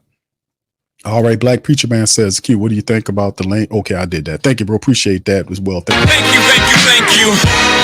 Fuck too kind. Yeah, at the end of the day, man, it was a good performance, man. I just think a lot of what we seen from the Saints today, even though they didn't get the win, it was very encouraging because it answered a lot of questions about what we thought we had here in terms of, our talent levels. Because what y'all put some of the questions, what are some of the questions that we wanted to see? Put them in the chat. We'll answer them right now. What were some of the questions that you wanted to answer from this team? Who would be the backup quarterback? That will solve the day. That's Spencer Rattler. He outperformed Jake Hainer today. He did it last week. Overall, if you're talking practices, Jake Hainer had very solid practice, but Spencer Rattler was there too. But when the lights turn on, who had the better performance in front of the lights? That was Spencer Rattler, hands down. So you answered your backup quarterback job. What other questions that you want to know about this team? What else do you have? Put them in the chat. All right. All right, let's see what else we got. Shout out to the fam, man. Good to see y'all, man, in this thing. All right, let me see what else we got. Yeah, I'm trying to see if I see any questions. Byron says Q performance today is is out due to Hayner. I see what y'all saying there. Let me see if I had it on. Greg said this. I think I answered this, Greg. Oh yeah, I got this one out of the way. Thank you once again, Brent, for that. The good question, Tiger Fist, on that. Dark Side says guaranteed Saints family news would be calling Carr if Carr had underthrown A.T. Perry like Rattler did for that potential TD. Keep the same energy. Don't give that Rattler a rookie BS. No, I said it during the show that Spencer Rattler underthrew him, right? And this was something I said about Spencer Rattler before, even though he has a lot of potential. We've seen this on college film when I was looking at his college film. At times he does, even though he has a big arm, sometimes he tends to underthrow. And that was one of them. He just needed to put a little bit more stank on it and he would have had to play. Now, Derek, listen, of course, the energy would be a little different for Derek Carr because Derek Carr is an 11-year veteran and his best throw is the deep ball. It is the deep ball. The deep ball is Derek Carr's best throw. He loves throwing the deep ball. He's really good at it. And he just lays it out there. That's his best throw. So of course you see A.T. Perry and he underthrew him, and I was like, man, you got to put some more stink on that to do that. So he has to fix that. He has to move forward. So no, he underthrew A.T. Perry, man. That's a fact. But yeah, but the thing is that I don't know if to say that's his best throw because he does a lot of stuff well. I don't know if I pinpointed Spencer Rattler's best passing ability. What is he? Is he because he do a little bit of everything, so what's his signature move in terms of a passing quarterback that he does? I don't know if we've pinpointed that yet because we hadn't had enough film to break him down. This is his first preseason, but if you got Derek Carr there, Derek Carr has 11 years worth of preseason, regular season, whatever, to be able to decipher what he's good at. So it's a different effect. It's definitely different. And of course, people are going to get on Carr if he underthrows Rattler because that's Carr's best throw. We know if something's wrong, if he's underthrowing guys, something is wrong. Something might be wrong with his shoulder because that dude can put that ball out there. That's one thing I know about him. Eugene says, Q, the Saints got to show me they're about winning and not about the appearance of stability by naming Rattler QB2, Curry the Dams. Q, yeah. I think we'll be all right, bro. I think we'll be all right. All right, Gerard says, what about Nakua? Nakua played really well, bro. That return, that 100-something yard return he had or something like that was ridiculous, man. That was ridiculous. I don't think he done enough to make the active roster, but I think he's definitely a practice squad candidate if he can clear waivers. Chris Trace, do you think we won? Did you think the win-loss would be different if we started the season with Rattler, the regular season with Spencer Rattler? Yes, indeed. If we started the regular season with Spencer Rattler, yeah, the win-loss would be different. I don't think that that Spencer Rattler in his first year would take the Saints to the playoffs. He's a rookie. I'm not going to put that much on him because it's still a lot for him to learn. I want Spencer to learn slow. I want him to be able to pick the game up a little different. We'll have to force him in there unless injuries happen, and then he naturally gets an opportunity to get in there. But I don't think the Saints are a playoff team if Spencer Rattler's in there because of it's just a ton of things. Now, listen, I think he'll pick up the system, but it's a lot to ask for any quarterback that never done it before to get in there and talk about, hey, okay, with all the pressure on us, take us to the playoffs. I think it's a lot to ask for. I would be very cautious to throw him, even though he's very good. He's good at what he does right now, to put him in a position where he had to carry the team right now. I don't think that's a good look. You got a guy that's paying all this money, $150 million. You give him a running attack, and put him in that offense, you should be able to do some stuff. You should be able to get to the playoffs with the skill set guys we have. And it's not because of Derek Carr. I told people that in the NFC roundtable, y'all peep that out. In the roundtable, Lowe asked me the question. He said, Q, so your quarterback is going to say, no, not at all. Our offense led by a running attack is what's going to take us there. with the quarterback as a complement to the running attack. That's the answer. Because the man don't know enough of the offense to win games for you that way. You have to rely on the running attack. That's how you're going to win these games. So that's my stance on the whole Derek Carr matter. But I don't think if you put Rattler in there to start the year off, the regular season off with, I think things it look different to me. I don't want to do that to Spencer Rattler. I don't put all that damn pressure on him right away like that. I don't want to do him like that because I seen that break people. Some it makes, some it break, but I really don't want to do that to Spencer Rattler. I think he's doing what he's supposed to do. He won he in my opinion, he won the backup QB job. That's the proper progression for a young quarterback to be under. Like I said, it's all in steps. He has to win the backup the second string job. If he wins that, fine. He's in position. If Derek Carr suffers an injury and can't play, then Spencer gets an opportunity to get in there in some limited minutes until Carr comes back. If that's that type of injury, then you would have to operate accordingly. The offense will have to change a bit, but in the end, that's the first step to doing it. All right. Cartel said they tried everything to keep Spencer from getting that QB2. I don't care what anyone says. Carr is better not let the transmission slip because Spencer is coming for him. And like I said this before, and I'm going to say it again, Carr's making $150 million.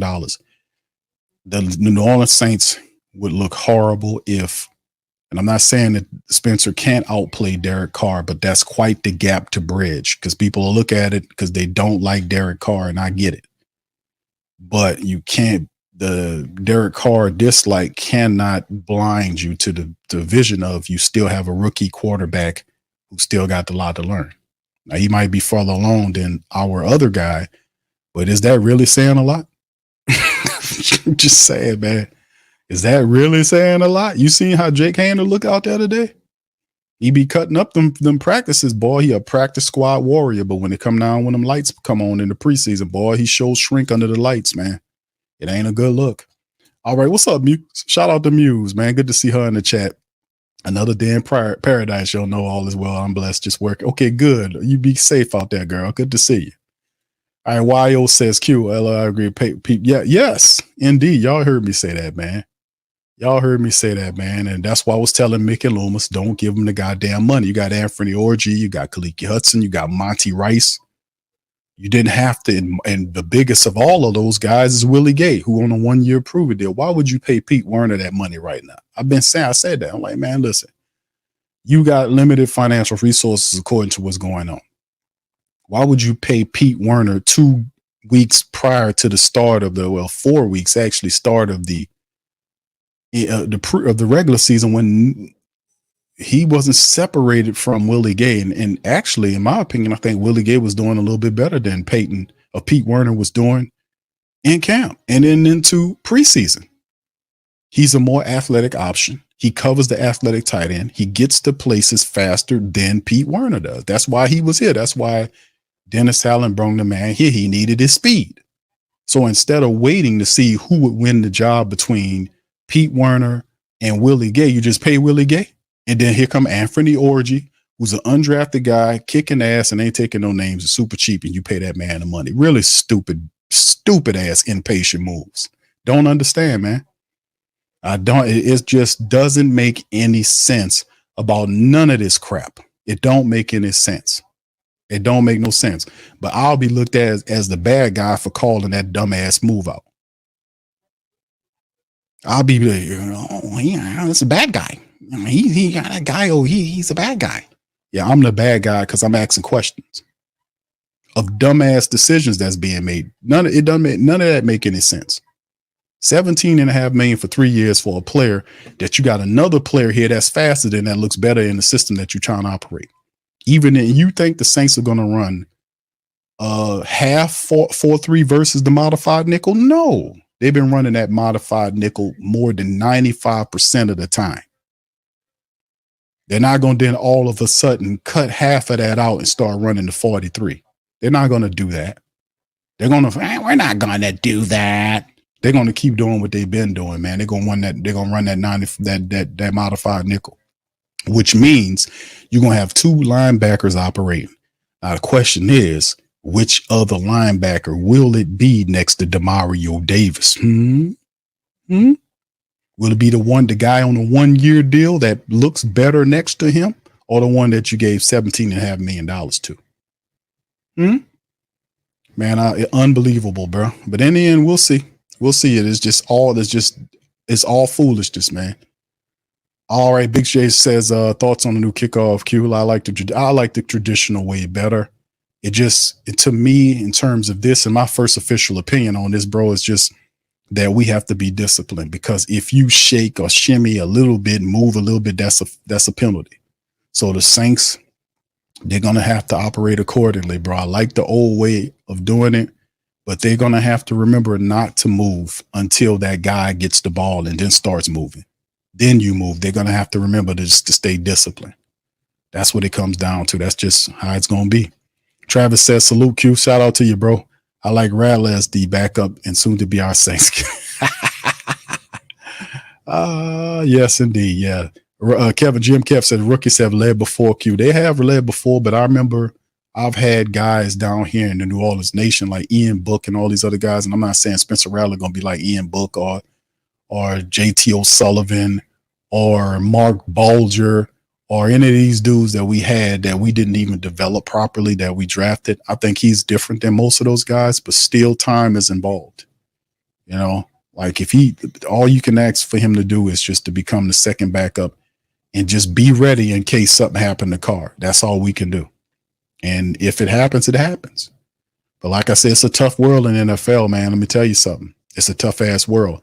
And the people behind him, are they still going to be behind him firmly if he starts stinking, or will they throw him out the drive too? You know, just saying, bro. I've seen a lot of stuff before. Lewis said, I could see the Saints putting Hainer at number 2, then switching Rattler in midseason. I think you'd want Hainer in right now if something happened, but Rattler is the long-term plan. All right, Carr, Kevin, you don't like it, bro, but facts are facts, man. Carr is the quarterback, man. He's the quarterback. He can be making, and no team and no people in the professional football world is going to try to elevate a rookie, a 5th-round rookie, over $150 million quarterback, and the goddamn head coach is the guy that drafted him from another team and brought him here. He has a bigger support and protection base than Jake Haener does. Than Spencer does. It's the money. They're not going to do that because that'll make them look bad. If it happened in reverse of what I just said, that makes them look horrible. And they're going to try their best to protect themselves. If anything, they're going to do their best to cover their own ass, man. We know this for a fact. So, like I said, man, all we can do is just watch and see. This is what it is. I'm telling you not how I want it. I'm telling you how it is. I'm telling you how it is. And I'm not going to sit up here and make up stuff and lie to you. I'm giving you the God's honest truth about what's going on with this team and the people that's running it, bro. They don't like it. Carr ain't the guard. Dennis Allen. People don't like Dennis Allen because Dennis Allen threw his team under the bus. He's not a motivator. He gets up there umming and all umming and awing and all this kind of old stuff. And it just rubs people the wrong way. His whole energy is thrown off. It's not confident. It's deflating is what it is. And people don't like it. But that's who you have for a coach, at least for whatever season this is. That's what you got. Same with Carr. That's what you have until he hasn't played stanky and funky enough for them to be like, okay, we got to look to somebody else because we're struggling. That has not happened yet. Especially just speaking about this year in particular, he hadn't done enough to be shelved. You know, so that only time will tell, brother. That's all I could say. Yeah, run the simulations. Yeah, that's coming up, man. It's coming up. All right, Coupon Hustler Jay, what's up, fam? Says Q. What matters more, practice or the preseason games? Practice or preseason games? Which matters more? That's a good question there, Coupon Jay. I don't know, bro. I don't want to say one matters more than the other, like in the situation, because if you practicing kind of helps you get the fundamentals down, get your energy together, you know, in terms of your synergy and your chemistry, rather, with the teammates, offensive, defense, special teams. It gets the what is the term I want to use? Get your reps, your repetitions of running the offense over and over again, running the plays over and over again, having the coaches to tell you, okay, you did all right this time, but I want you to close in a little bit more here because this, that, and the third. You see what I'm saying? A lot of that's only done through repetition at practice. That's how you really develop the foundation of what you really want to build as successful. You fix all that in practice. Then when preseason games hit, it is as close to as it can get to a regular season matchup where you can then apply for what you do in practice in that preseason environment. And the reason why that's imperative, because it's a difference, obviously, between practice and preseason. Preseason, when the lights come on, there's a psychological effect that plays out with some players, like you've seen with Jake Haener.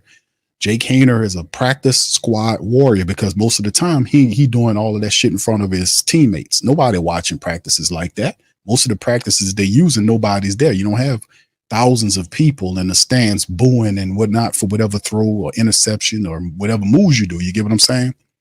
It's different when the preseason hit because those same people, like we see today, are in the stands and they, might be booing or whatever. We don't catch on, somebody might be yelling at them or they might be booing them or bad plays or stuff like that. The environment's different. Everything is faster. It's a pattern to it. You're timed. Everything you don't have another play to, get something right. You ain't going to run that. If you screw that play up, you got to go to another play and run that play. You see what I'm saying? It's not like at practice where you screw the play up and you say, coach, can we run that again? Then he said, yeah, go back and run it again and get it right. No, you got to hit that play. You screw that up. Nope. Move to the next play and you got to keep it pushing. Some people can't deal with that. It's a whole nother different level.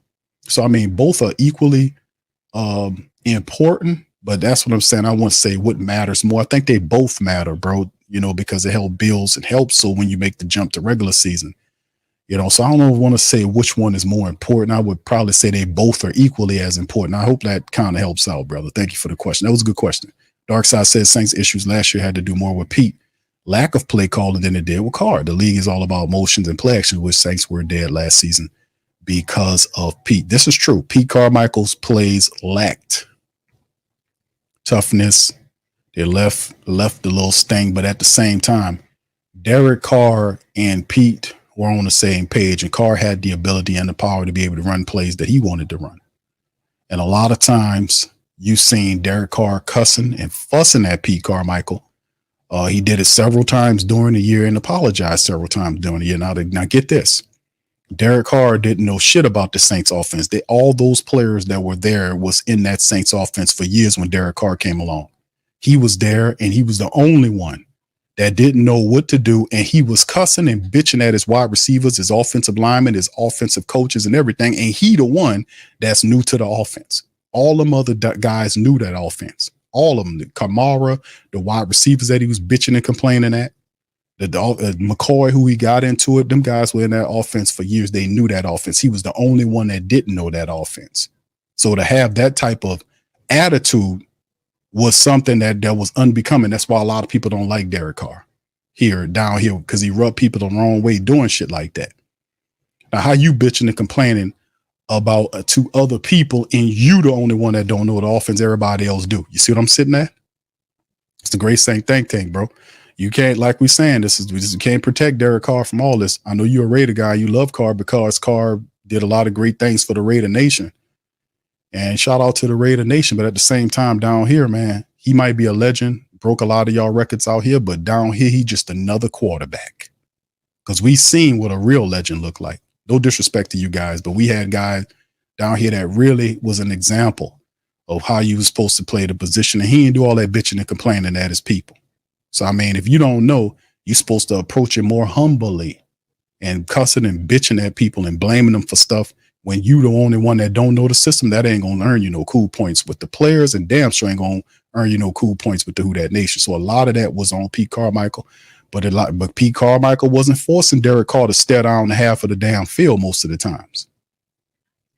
He didn't do that. I broke down all the film on the all 22, and I caught him many times in those games, staring down one side, not going through his progressions, taking too long in the pocket. All of that, bro. I broke that shit down and seen it from my own eyes and showed the family members. Put one in the chat if y'all remember that. We did it all on Patreon. Broke it down. Wide receivers running wide open to the other side of the field or one-on-one with a single safety, so a single high safety, they one-on-one. And he's staring down to the opposite side to the point where defenders are moving over to cover whoever he's staring down. He don't even pump fake in the opposite direction to go back to the direction that he's looking at. You got to clean that up, man. You got to clean that up. So, yeah, you can't – that ain't all on Pete Carmichael. Pete Carmichael is milquetoast as it get. But Derek Carr is to be a fault with a lot of things that happened last year. He really was, bro.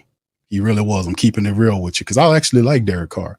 But I didn't like what he was doing outside of that, to be honest with you. I really didn't.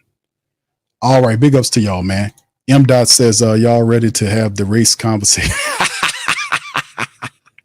They paid the mayo and let the bro hustle. All right, M. Dot. Kevin says, Q, did you get in touch with Dennis Lauscher to come on the show? Dennis Lauscher ain't coming over this show, brother. You know, he gonna just, why would I get Lauscher? And all he gonna do is refer all questions to Mickey Loomis.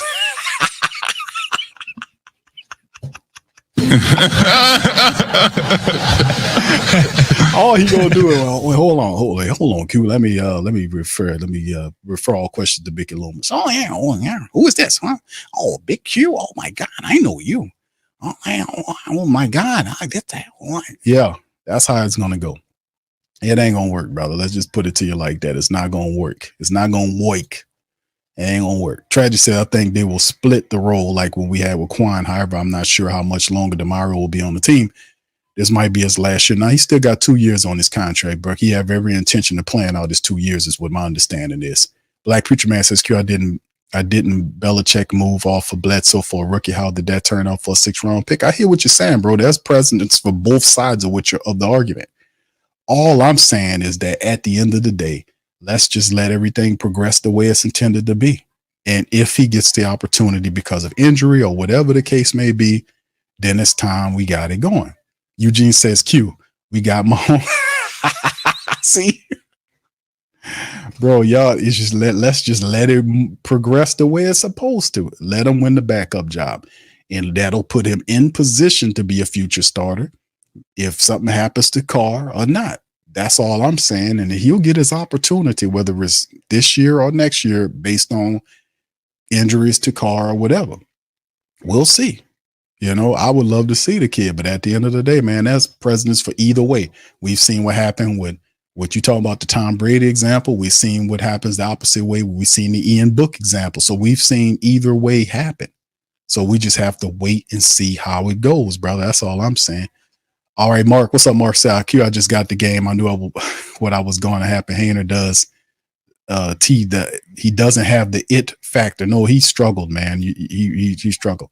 All right, Pelicans, how many games will it take before we pull the plug on Derek Carr? It depends, bro, because people are looking to put, what if Derek Carr performs well?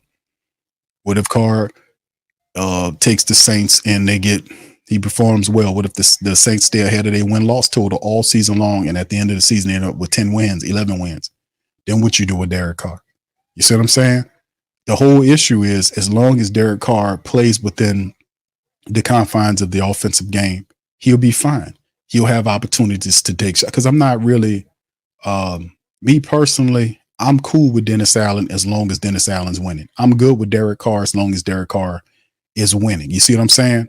They're doing what they're supposed to do if they're winning. So I can't really say let's rip them off or throw them out or throw the baby out with the bathwater, whatever the term is, because I don't like them or whatever the case may be. I'm cool with those guys as long as they're winning games. And I think that if you play within the system that they're putting with Clint Kubiak and all that, we know Dennis Allen does a pretty decent job coaching up the defenses. If they can play within that system, then we're going to have success. We're going to have success because we have the skilled players to operate that offense. We have them. So if we play behind them, we should be fine, fam. That's what I'm saying. I know y'all don't like Carr, Dennis Allen, all them, but I'm good with them dudes as long as we winning, bro. Because really, I don't want to waste away the window that we've had going into the future by doing all this other kind of stuff, man. We got this team, bro. Let's just see what happens. And if they fail, they fail. If they succeed, then, they succeed. That's why I'm at right now with mines. Going into 3 years without playoffs. That's why I'm at. That's why I'm as with mine, brother. Just keep it all the way funky with you. All right. Joseph says, our coach needs to take a class on speaking. He sounds dumb. M. Dot says, y'all got to peep out these Raider cars. family members been sliding over here and causing toxicity. I don't think they're causing any toxicity. You got to know that the Raider Nation experience is different than the Saints Nation. I want everybody to understand that. My Raider people, they got a lot of Raider people that listen to the Sports Coma. I got love for the Raider Nation. I made that known. A lot of respect for the Raiders. I like their history. I like, the stuff that they went through, stuff like that. But the reality is they have a different experience with Derek Carr than we have. Derek Carr owns records in the franchises. He's the top passer, top touchdown dude. A lot of people love Derek Carr. It's a different experience. It's a different experience when Carr leaves the Raiders because he really didn't want to go anywhere. He wanted to stay there and retire, but stuff happened. He ends up here because of Dennis Allen brings him over here. And when you step in a building where you had a first ballot Hall of Famer with a championship, on all these national football league stats and all this kind of stuff, is a different experience for us when we see Carr come here, because we had Drew Brees for all those years. So we no disrespect, but it's like, it's different. It's a difference. And people got to get that. The who that's understand that. The Raider family members, they got to get it too. Different experience, man. It's totally different, bro. The environments are different. All right. It's not a good or a bad thing. It's just what it is, bro. And when you put the tape on, y'all see everything I be saying, man. I'm telling you, I have no axe to grind against Derek Carr. I actually like Derek Carr as a person, but he struggles in many ways in this offense, bro.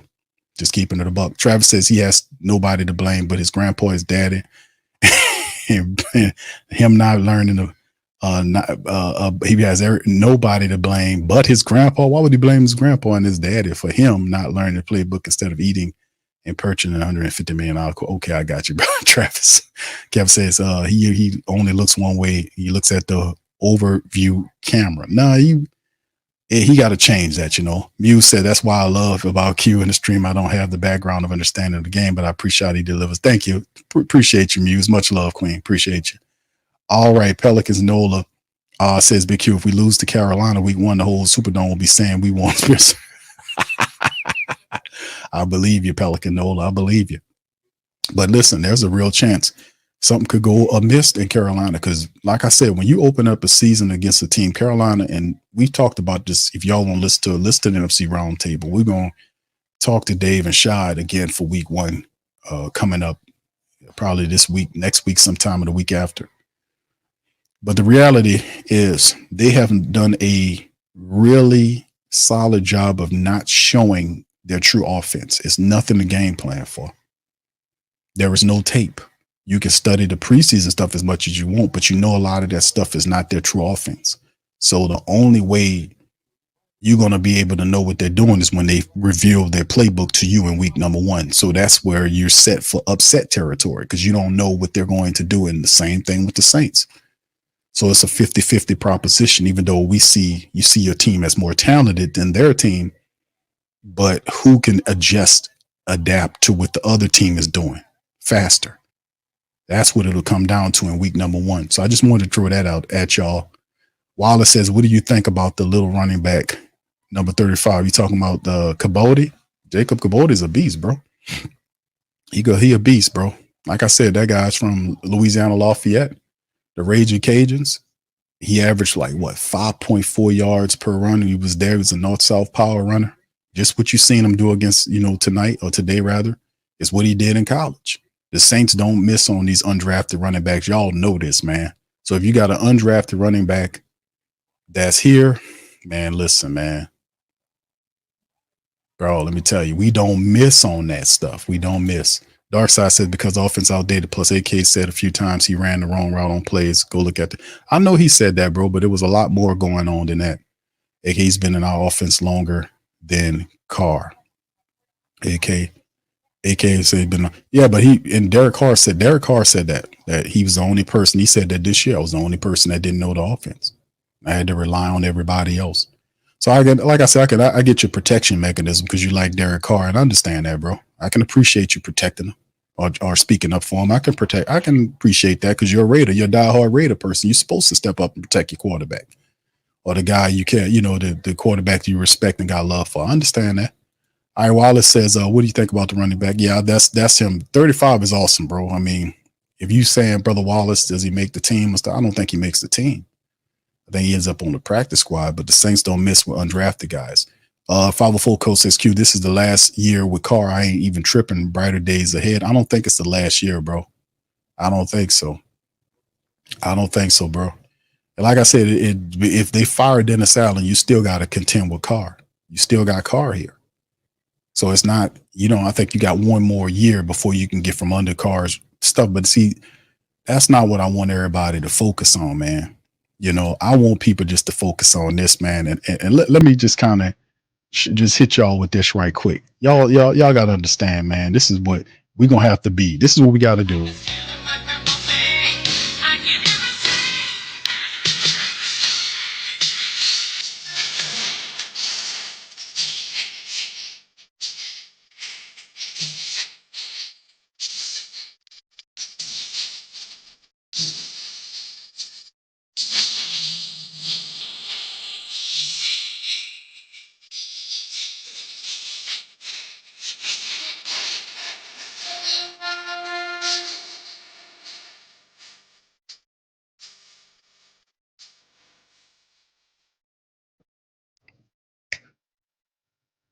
Yes.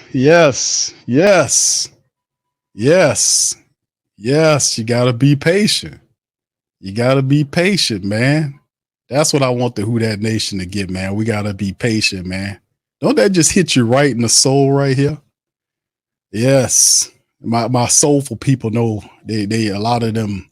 I had to bring that one back, fam, because that work right there. That hits right here. We got to be patient. We got to see what they got first, fam. We got to see what they got. All right.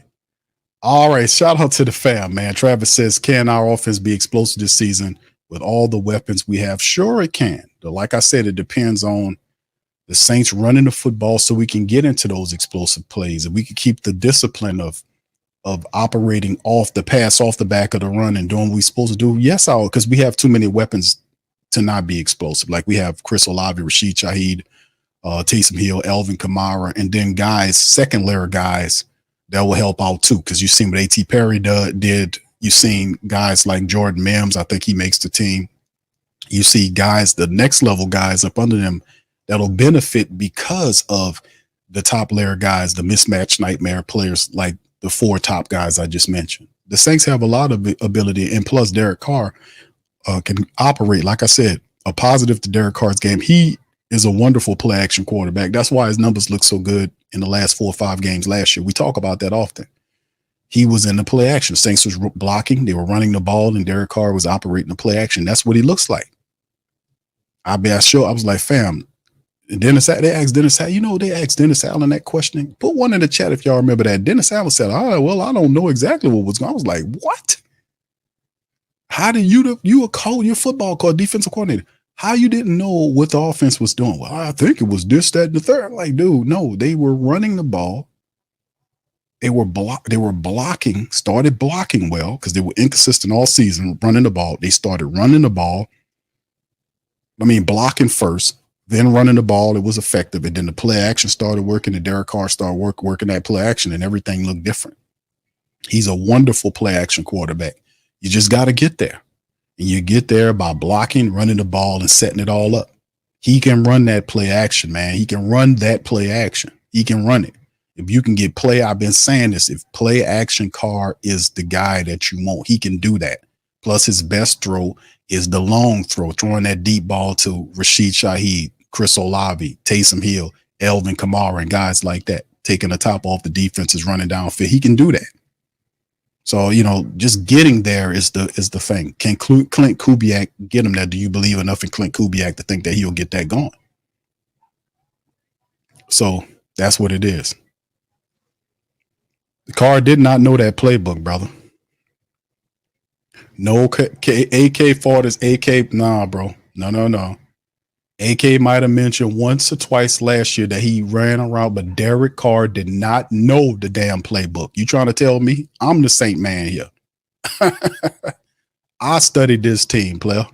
That's like me trying to tell you about the Raiders. You're like, Q, come on. I respect you. I love you, brother. But the Raiders, this is my club, brother. You can't tell me nothing about the Raiders, right? Right, Dark Side? Huh, Dark Side? I can't tell you shit about them Raiders, but guess what, Playboy? You can't tell me shit about my Saints, dude. This is what I do. And I'm going to tell you straight up and down, brother, that Derek Carr was saying, he said that many times, and he was still saying it into this year that he did not know that playbook like that. He didn't know it. And yes, AK did admit to running a wrong route once or twice, but that's different than not knowing where he needed to be. You can't find a more balanced and close to perfect player than Alvin Kamara is. That's the same system we've been running for years, and Alvin Kamara has been in it for years. So was Chris Olave, so was all these other guys. So you cannot protect, and this is you doing a little Derek Carr type shit here. Dennis Allen, you're trying to protect Carr. Carr don't need your protection, brother. He don't need you. We got him. We got him down here. We got him. I'm telling you off top, the man don't know his shit like that, bro. He didn't. Now he got better later on in the year when he was a play action quarterback, but when they tried to put the pressure on him to win games, man, that shit didn't work. It didn't work because he didn't know it. And there's no shame in not knowing he didn't know. It take time. The Saints did the wrong stuff. They were trying to put pressure on him. They had that man out there. That man was busted up. In the Green Bay game, they put that goddamn man out there the next game and the games after that with his body all torn up, trying to get him to throw the ball 35 and 40 times a game with a tore up shoulder and broken ribs. See, if anybody know, I'm going to tell the truth. This ain't about protection. It's truth time. That's what the Saints screwed up where they should have set Carr down and let the backup go in there and handle business.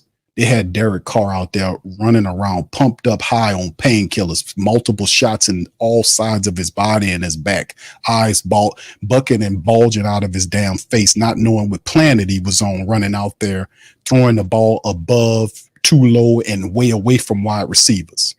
That what was going on, brother. We know what time it is, bro. I covered this all last year.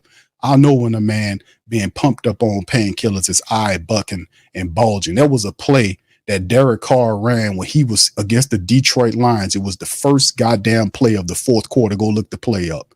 Derek Carr was supposed to have a toss sweep play to the right side to Alvin Kamara. Derek Carr came from out of the huddle, and the ball was on the damn ground, and Derek Carr didn't even know. I think he knew. I don't know. I don't know. It's just the weirdest play I've ever seen. Carr, the ball snapped, right? Penning knocks the ball, and was it Penning? No, it was James Hurst. James Hurst pulled, and his hand mistakenly poked the ball out of Derek Carr's hand onto the ground. Derek Carr still pretended like he had the damn ball in his hands, and right where he got to the point where he's supposed to toss it to Alvin Kamara, then looked down like the ball was at his feet. How do you go? Anybody know that's in their right mind know that when somebody, you got the ball, you possess the ball, and somebody poked the ball out of your hand, you know the ball not in your hand.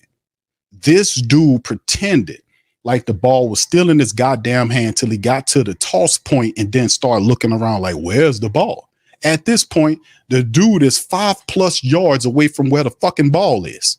And I'm looking at myself saying, how did you not realize that you don't have the ball in your hands and the guy poked it out of his hands? Go back and look at the play. It didn't make any sense. But this is what happens when you pumped up on painkillers and you out of your damn mind. I'm telling you, man, we've been through some stuff in this short time watching this. And that's why people don't ask me no questions about Derek Carr and why people don't like Derek Carr. I've seen too much shit to keep explaining this to y'all. People that's asking these questions did not watch these games. They're not watching these games. They sit up here looking at stats all day. Well, he threw this amount of touchdowns against such a much interception. That means he had a great year, didn't it? Because you look at the numbers, man, screw them numbers. You got to look at the games, man. The games is what count. The hell with the numbers. The hell with the stats. If you watch the games show you everything you need to see. How you didn't know you didn't have that damn ball in your hand? You lost the ball at the line of scrimmage. You waited. You moved 5 yards away from the line of scrimmage, and then when you got to the toss point where you're supposed to throw the ball out there, you're looking in your hands like, where the ball at? Then sees the ball on the ground, then points to the ball 5 yards away from where the ball was at, man. How you did that, man? Man, don't ask me about no Derek Carr, man. I've seen too much about Derek Carr and all this booby shit that was going on down here. I've seen enough, bro. I've seen enough to Derek. Whatever Derek Carr did for y'all with the Raiders, much love to y'all for that. But he a saint now, bro. We got high standards over here. We need people to step up, and if they're making $150 million, dude got to carry his weight. He got to carry his weight, brother. Ain't no cussing and bitching and pointing at people and you know less of the offense than they do. He said it this year. He was like, man, it feels a lot better that everybody got a new system. We all got to learn together. Yeah, the pressure was on for him to catch up. All right. So anyway, listen, man, we're going to get ready to get out. And I hope y'all enjoyed the show. Hit the like button if y'all enjoyed the show. I hope I answered everybody's question. I think I went down. I tried to get everybody's stuff in there. Appreciate y'all. Shout out to everybody, man. Listen, I'll be back on our Monday stream to talk about more of the black and gold stuff, man. Much love. I'll holler at y'all later. Peace and who that. Yeah. Boogie like Benson, I'm a who that. I'm a who that. Long as I'm living, I'm a who that. Lose or winning, I'm a who that. Sports coma, yeah, this is where we do that. Where we do that, where we do that, where we do that, where we do that, where we do that. Boogie like Benson, I'm a who that. I'm a who that. Sports coma, this is where we do that. Where we do that. Welcome, welcome, welcome. Somebody please better help. Running this thing like elf. I thank God every day I'm not a felt.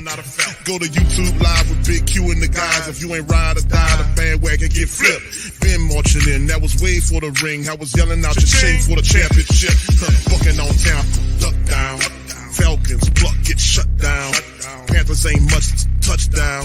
The vision really belong to us now. So much hate on the Saints, you could probably tell. Ever since Bounty Gate hit the NFL, when things seem fishy and you probably smell the crooked referees on Roger Goodell. Yeah, money like this and I'm a who that. Every day I'm living, I'm a who that. Lose or winning, I'm a who that. It's the sports coma, this is where we do that. Where we do that, where we do that, where we do that, where we do that, where we do that. Boogie like this and I'm a who that. It's the sports coma, this is where we do that. You're listening to the Sports Coma with Big Q and the guys on the PRO Media Network.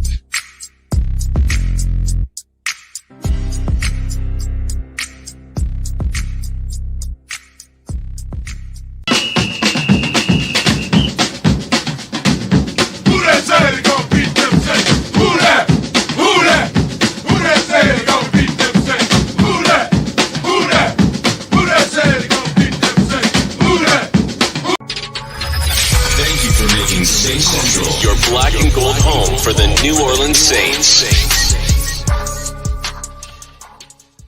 Bet Online is the world's most trusted betting platform and your number one source for everything football. From the preseason NFL to college kicking off, Bet Online has every stat, every matchup, and even live odds and spreads while the games are being played. Think you know your stuff? Get on our winner-takes-all $300,000 NFL pool for the upcoming season. When the game's over, head on over to our online casino and get in on a game of blackjack or poker or unwind with over 150 slot games. Head to the website today and use the promo code BELIEVE, that's BLEAV, and get in on the action. Bet Online, the game starts here.